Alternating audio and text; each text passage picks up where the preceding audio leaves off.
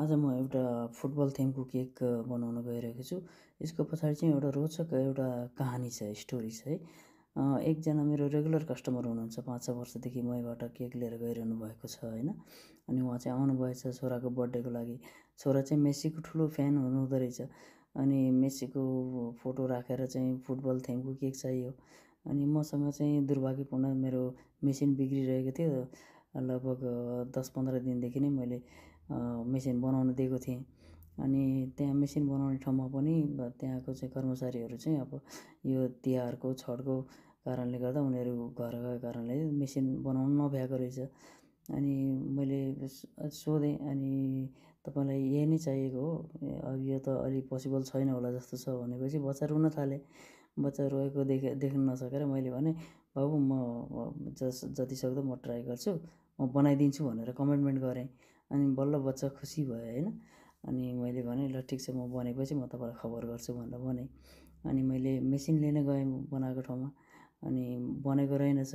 अनि मैले भने मलाई त जसरी पनि चाहियो, यो चाहिँ एकदमै मेरो अर्जेन्ट छ, मेरो कस्टमर फेरि मबाट फेरि रिसाउनुहुन्छ भनेर भनेपछि अनि उहाँहरूले नि धेरै एफोर्ड गरेर चाहिँ मेसिन तयार गरिदिनु भयो र ल्याएँ मैले। जब मेसिन ल्याएपछि अनि म बल्ल ढुक्क भएँ। त्यस पछाडि आएर मैले अब प्रिन्टहरू निकालेँ। अब जस्तो पायो उस्तै प्रिन्ट हाल्न नि भएन, यसमा एडिबल प्रिन्ट हाल्नुपर्छ होइन। जस्तो पायो उस्तै प्रिन्ट भए त जहाँबाट पनि निकालेर हाल्न मिल्थ्यो। यसमा खान मिल्ने मसी, खान मिल्ने पेपर हुन्छ।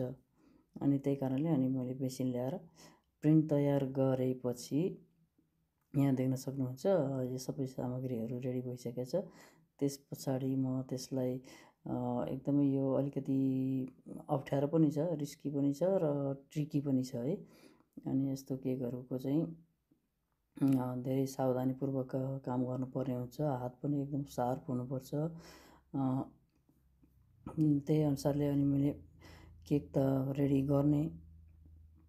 गरेपछि मैले कस्टमरलाई फोन गरेर भने मैले तपाईँको केक चाहिँ रेडी हुन्छ, अब ढुक्क हुनुहोस्, तपाईँले दिएको टाइममा तपाईँले चुज गरेकै केक बन्ने भयो भनेपछि अनि उहाँले चाहिँ आफ्नो छोरालाई सुनाइदिनु भएछ लाउड स्पिकरमा राखेर।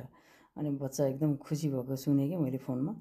अनि बच्चाको खुसी भन्दा त त्योभन्दा ठुलो त केही पनि होइन। बाबुआमालाई सबभन्दा ठुलो खुसी नै बच्चाहरूको खुसी हो। त्यस पछाडि मैले केक बनाउँदै गएँ। केक बनाएको तपाईँहरू हेर्न सक्नुहुन्छ कति ट्रिकी छ र कति च्यालेन्जिङ छ भन्ने कुरो।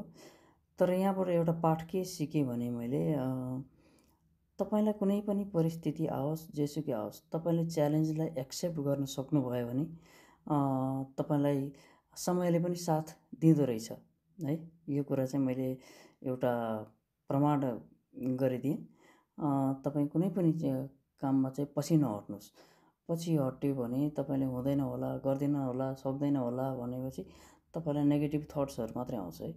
तपाईँले पोजिटिभ लिएर चाहिँ पोजिटिभसँग काम गर्नुभयो भने चाहिँ तपाईँलाई समयले पनि साथ दिँदो रहेछ र यो सबै चिजहरू पोजिटिभली हुँदै जाँदो रहेछ भन्ने एउटा मोटिभको साथ चाहिँ एउटा यो भिडियो बनाइरहेको छु तपाईँहरूलाई सुनाउन चाहन्छु।